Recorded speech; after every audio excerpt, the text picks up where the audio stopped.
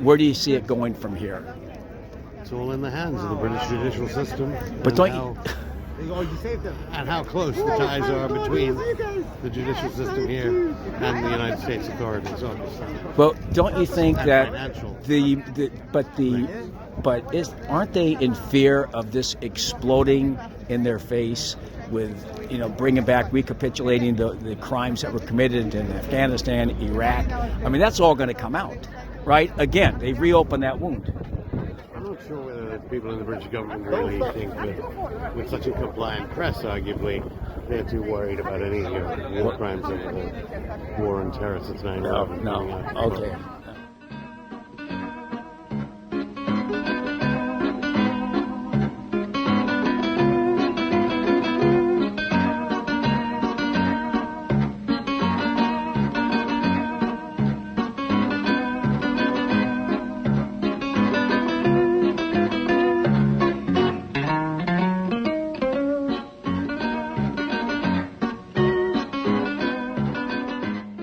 Okay, that was Anton Karas from The Third Man, the theme from The Third Man. I'm Randy Credico live on the fly here on 99.5 FM in New York City, WBAI.org if you're streaming. And I'm going to get right into this because this is a short show. I'm very excited to have Afshin Rattansi on again, who is the host of Going Underground, my favorite current affairs show on the planet. It really is. It's on 3 times a week, and it reaches up to 100 million people a week. And it's on RT. He joins us from London. Afshin, it's so good to have you back on again. Yeah, but on another day of where justice is expected to be utterly blind, and not in a good way here in London as regards Julian Assange. Reporters up since last night, certainly. I mean, maybe they'll allow people in today. Rebecca Vincent from Reporters Without Borders, an NGO, not affiliated to the Julian Assange WikiLeaks revelations of the horrific crimes committed by your government and my government here in London. They're not affiliated to any of this. They're literally just any journalist. They annoy the Chinese, they annoy the Russians, they annoy everyone. They couldn't easily get access as of last night to even some sort of virtual ability to monitor proceedings in the London courtroom where Joe Biden's Justice Department is seeking to overturn a judge here in London saying that your government would basically kill Julian Assange if he was ever extradited to Virginia. Absolutely. And of course, today is just the first of a number of hearings. How long do you think this process will stretch out? And I think maybe that is the point, is they want to stretch it out as long as possible. And how long can Julian survive this? I mean, so many worrying reports. That's all we have to go on. Obviously, his partner has emerged. We didn't know about her really publicly until relatively recently. We did know that COVID had killed in Belmarsh prison, where Islamist terrorists are incarcerated. I mean, and of course, the most disturbing thing, in a sense, is the media coverage of the case. So not only are all so-called mainstream media not putting him on the front cover of every newspaper every day that he is in effect incarcerated, tortured, according to the UN. I know you had the UN Special Rapporteur Niels Meltzer on your show recently. Where is the media coverage of him like they covered Nelson Mandela? It's nowhere. And even the few journalists who do want to cover it, there are problems when it comes to internationally recognized NGOs.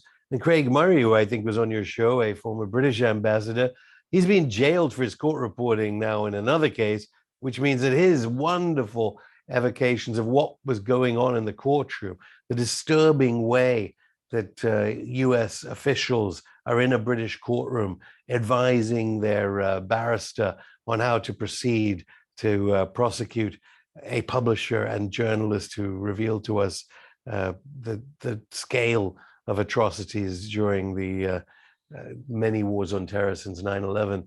I mean, we don't have Craig Murray to tell us either. Let's hope there's some reporting today that gives us a clue as to what Joe Biden wants to, or how he wants to maybe murder Julian Assange. Yeah, we're coming up to the 20-year anniversary of 9/11 and a 20-year occupation, almost annexation of Afghanistan, and Assange exposed the crimes there. Craig Murray exposed torture that the U.S. and the British were complicit in Uzbekistan. I guess this rankled at high levels in all the security state apparatus to the point where they've had enough of whistleblowers. Yeah, but the worrying thing is, how on earth, if you read Noam Chomsky, you go, right, this is a very nuanced picture of manufacture of consent. People go into newsrooms, they see their bosses, how they look at things, they kind of copy them. But when there's such obvious malfeasance, when it seems so obvious that it is the Afghan war logs, the Iraq war logs, the footage from the collateral murder video showing war crimes, supreme war crimes under the UN Charter committed by Britain and the United States, you think some journalists on so-called mainstream media would talk out more. And weirdly, they do later, don't they? I mean, even the former editor of The Guardian, I think he fired me at one point.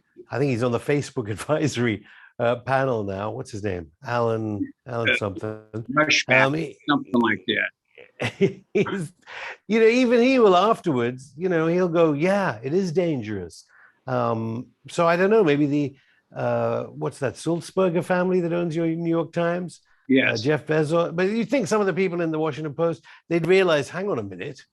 I mean, I suppose the only option out for those journalists de facto covering up the ongoing persecution and torture of Julian Assange here in London is that he dies and that he isn't extradited, so that there's no precedent set for the other editors and so on who were involved in publishing the leaks that Julian Assange provided and gave their circulations boosts. I'm not sure the Guardian newspaper would exist without Julian Assange's circulation boosting revelations of war crimes.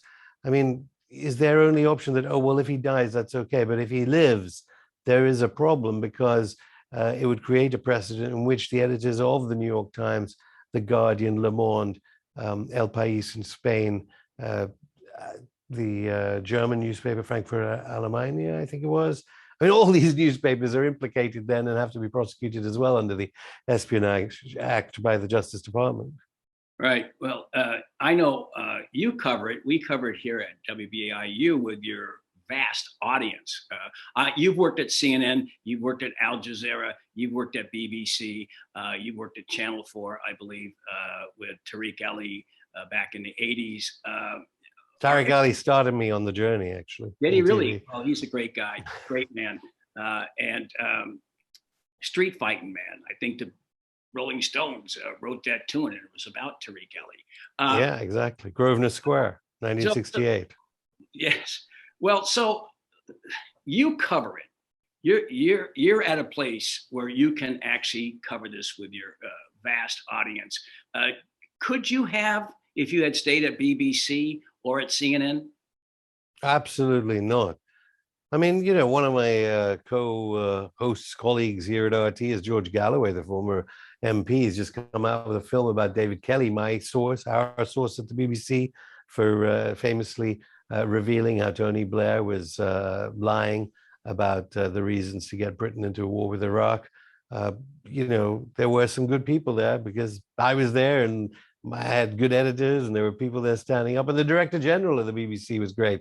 They fired us all and they fired the Director General. It didn't matter how low or how high. Sometimes people often say, oh, in the United States, they pick off the lower grade journalists and people, and then they make them a kind of victim as a deterrent for others. Over here, you can be the top person. I mean, there are limits to that, of course, because I know Seymour Hersh, one of the greatest journalists in history, can't get published, he says, in the United States papers about when he talks about Syria. So yeah, maybe it doesn't matter who you are, actually. If you have to try and find alternative outlets like this to speak about what we speak of. I mean, I watch you 3 days a week, and it's always interesting. you not only cover like governments, but you cover working people, people who are homeless. You have a wide variety of issues that you cover, not just going towards the top. You look at the people on the bottom. Has that always been your modus operandi? Yeah, I think that's the most important thing to keep in mind. I mean, in fairness to the BBC, when we started going underground, I did a few interviews with them and they went, so basically what you're doing is just like what we're doing, but with like a slightly different context, a bit more globalized, maybe taking into account viewpoints of the global South. And I said, no, no, no, no. We don't do anything like you guys do, because what we're trying to do is obviously not try and appease any advertisers, corporate advertisers. We don't get it from there. We get it from the Russian Duma, the evil Kremlin, and the Russian Parliament.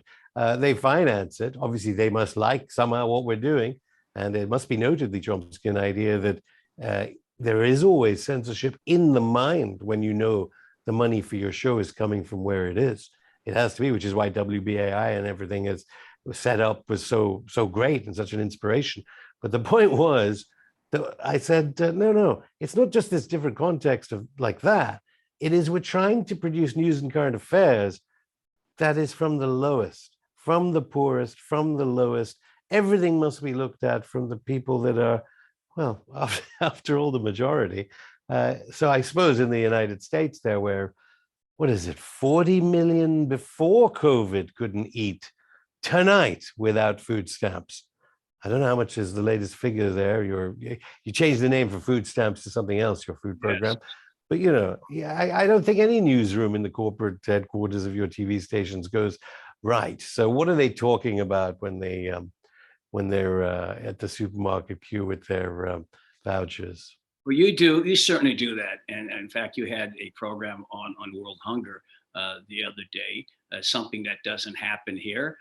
You talk about the treatment of migrants, which is something that doesn't happen here, and prisons and the legal system, the Official Secrets Act, and this new crime bill. I want to talk about that new crime bill. Is that going to go through? And give us a short overview of what has passed in the House of Commons, I believe. Which one is this? The Official Secrets Act bill? No, the new crime bill. I think the new crime bill is just obviously we don't have a powerful judiciary like your Supreme Court, arguably more powerful than the Constitution that you have, but it's kind of the ability to stop anyone without suspicion, isn't it? I mean, in fairness, in the United States, I mean, what are they doing? They're shooting people without suspicion, arguably. But they're tightening things up here in that way, continuously trying to stop public interest defenses, obviously for journalism, that's on the cards. But it is certainly one of the tactics here to increase stop and search. And Boris Johnson, the UK Prime Minister, described stop and search as loving, L-O-V-I-N-G, loving. And clearly, given that today, I think it's the past few days, it's the 10-year anniversary of the worst English uprising for a generation here across England, sparked off by a police killing in North London. This is not going to go down well. And with the COVID restrictions and so forth, some people do wonder whether London is some kind of tinderbox ready for some kind of uprising in the next few weeks, because they're also stopping various welfare, small reforms of welfare that they attempted during COVID to protect the poorest. Johnson famously wanted to stop free school lunches, and it was only a football player that managed to stop that one. So I think, similar battles are going on. I know you've got the $1 trillion infrastructure bill, though, and you seem to be going for Keynesian, some element of Keynesian spending, at least under Biden. Yeah, well, it seems so. I guess that's the good side of it. If it passes, certainly it's a watered down bill, and it should be about 3 times as much and really get down to it. But, there's a lot of amendments to it, and who ends up with the money, I don't know. But as far as the internal repression through the police departments across the country, that remains the same. The stop and search in the UK is here it's called a stop and frisk, and it hasn't really abated. They just changed the name of it to give it a better face. It started under Giuliani. So what Johnson is doing in the House of Commons is doing is they're replicating or being inspired by the brainchild of Rudy Giuliani. What do you say to that? Giuliani, of course, a dear friend of mine. He came on the show on US Election Day, caused havoc. It meant my show got to be broadcast or rebroadcast on CNN and everywhere else. I think in the US as an example of how Giuliani was secretly a Kremlin spy. I mean, that's the kind of bizarre worldview journalists have. Giuliani, obviously a complete disaster for the poor and the dispossessed of New York City. America's mayor, as they called him after 9/11. But, some of the things he said about Hunter Biden have merit. And where have all those stories disappeared from? Money, allegations of corruption, just as in all elements of corruption as regards the Joe Biden administration, they seem to disappear. Cuomo is in the news. But then how is it that, okay, we have a president that replaced another president accused of being a sexual predator. This president is accused of being a rapist. He's now saying that the governor of New York should resign over the lawsuit alleging sexual harassment. I mean, this is around the world. People are looking at this and thinking, well, what is? Surely then Biden has to resign. Well, how can he be saying that? Anyway, I think he's retracted that too now. And as for the media reaction, I ran against Cuomo in 2014. I ran third in the Democratic primary, but there were reasons why I went after him, because he had neoliberal policies. He was totally controlled by the rich. I worked with him for a couple of years against the Rockefeller drug laws. He used that to catapult himself into office. Got a lot of publicity. And once he got in, he became a law and order guy, gave no clemencies out. So I wish the legislature had gone after him for all of his other stuff before this stuff came out, and we wouldn't have the problem that we have today. But who's going to replace him? The person that he picked. And you're going to get another individual politician of the same stripe politically. Precisely. I mean, even before the sexual harassment allegations, he should have resigned over those neoliberal policies. And given that you remind us that, of course, he won over you, it is New York State's fault that they got Cuomo, and it's New York State's fault again, albeit there's a lot of controversy about voting and voter suppression, of course, in New York State. Right. Well, the whole thing is controlled. You can talk about voter suppression and all of that. You get the same Democrats in that are part of the system. I mean, where do we go? It's like we're lost. I don't see how we ever have some kind of progressive democracy in this country, and certainly not in your country. It seems it'll take what was that Nina Turner debate that came over this side? I mean, the strength of opposition by the DNC establishment against even small little attempts at some kind of reform is quite a wonder to watch. And the way your squad genuflects to the government. We talked about the $1 trillion infrastructure deal. I mean, there are all these problems about that, but they all voted for Israeli, subsidizing Israeli military forces that are alleged to have committed war crimes by the UN rapporteur on the occupied territories. And the defense budget, it just went up 10 billion during COVID, is it? Is it 710 billion for the Pentagon? I mean, even the climate change report, the reporting on this side of the Atlantic, made no mention of the fact that the Pentagon pollutes more than 140 countries below. It's like we spoke to the lead author of the IPCC, a lead author, and he told us, when we do these climate change reports, we don't count the militaries. So you can get a Joe Biden or who's that inconvenient truth guy? I mean, you can get people like him going, I'm a great, I love the climate. In fact, Hillary Clinton tweeted something about how important the climate was. Wait a minute, do they not realize that when they aerially bombard, say, Africa's richest per capita country and destroy it, like Libya, let alone support wars in Iraq, Syria, Afghanistan, Venezuela, that they are polluting the environment? Where do they think the munitions go? What do they think the carbon output is of the USS Ronald Reagan aircraft carrier? It's quite amazing how journalists allow these people then to talk about how important it is for our children and grandchildren to live in a world safer or made more safe by limiting carbon emissions. Well, going underground covers climate change really well, and just about every issue that you don't see here. I can't watch CNN, I can't watch MSNBC, and I can't watch BBC. And you've got your lens around the world when it comes to U.S. involvement. You mentioned Israel. That's the third rail here. No one will attack Israel at all. But the thing is, we can attack Israel, but without the U.S. aid, without U.S. support, Israel couldn't be doing what they're doing right now. So, although they always deny it. I mean, we had the former Prime Minister Barak. He walked out in the interview. If anyone wants to watch it on YouTube, he walked out, and they go, no, the American aid isn't essential. But then, how quickly after they killed all these men, women, and children in the past few weeks did they go, we need extra stuff for our missile defense systems and stuff, presumably to stop balloons with fireworks in, which are reported as highly sophisticated weaponry in US media that is equal somehow to multi-million-dollar missiles fired from US-made aircraft, warplanes. But, continuing along those lines, the foreign policies and issues that you cover, let's go to Yemen, Saudi Arabia and Yemen. That comes from the U.S. Let's go to Afghanistan, Russia, China, the saber rattling. Give us your thoughts, if you could, on all of those hot spots on the planet. Yeah, I mean, Yemen. We had revelations just recently that there are British SAS special forces there. I don't even know why.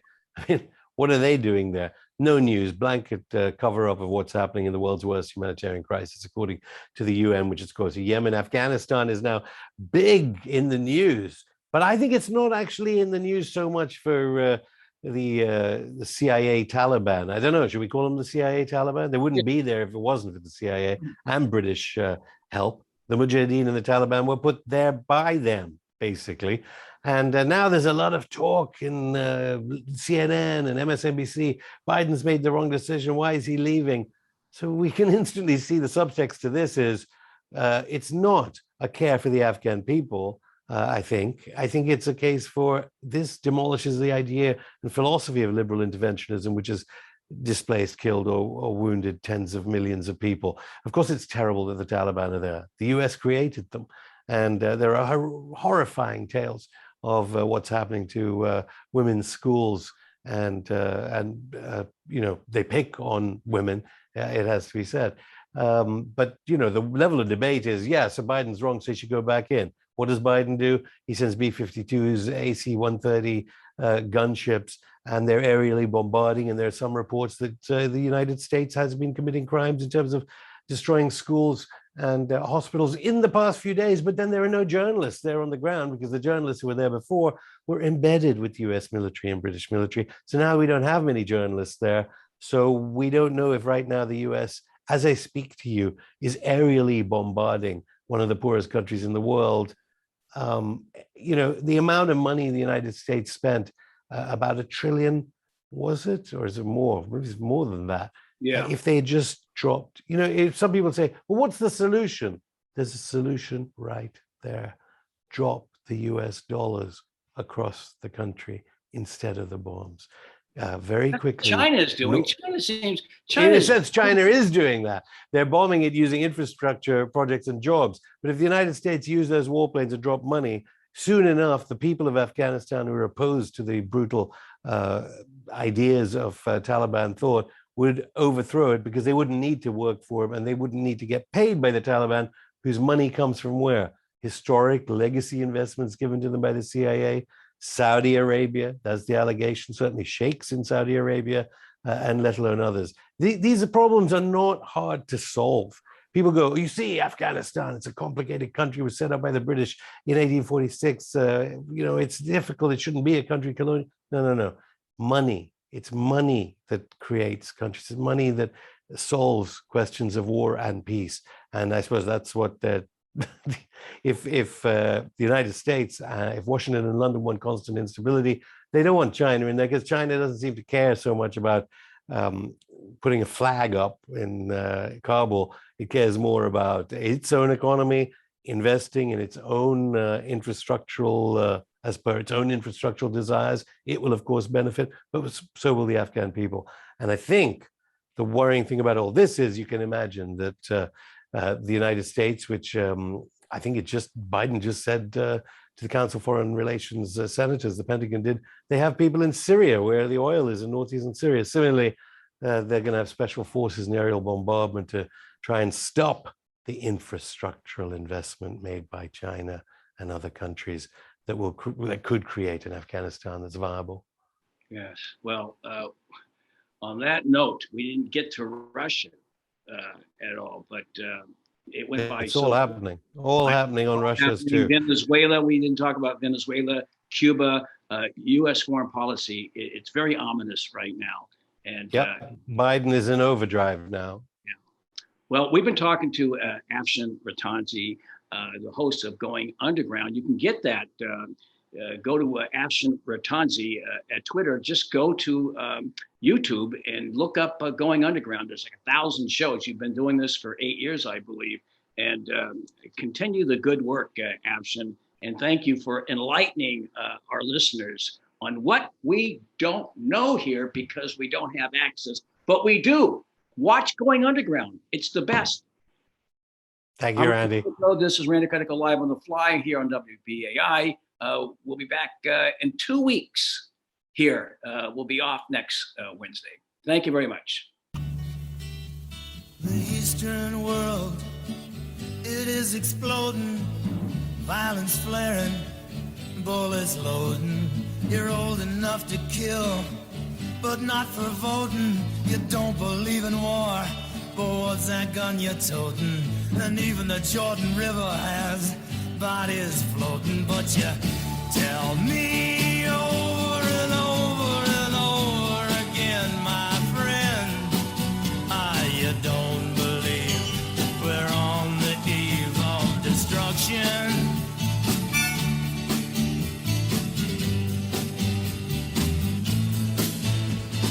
Don't you understand what I'm trying to say? Can't you feel the fears I'm feeling today? If the button is pushed, there's no running away. There'll be no one to save with the world in a grave. Take a look around you, boy. It's bound to scare you, boy. And you tell me over and over and over again, my friend, you don't believe we're on the eve of destruction.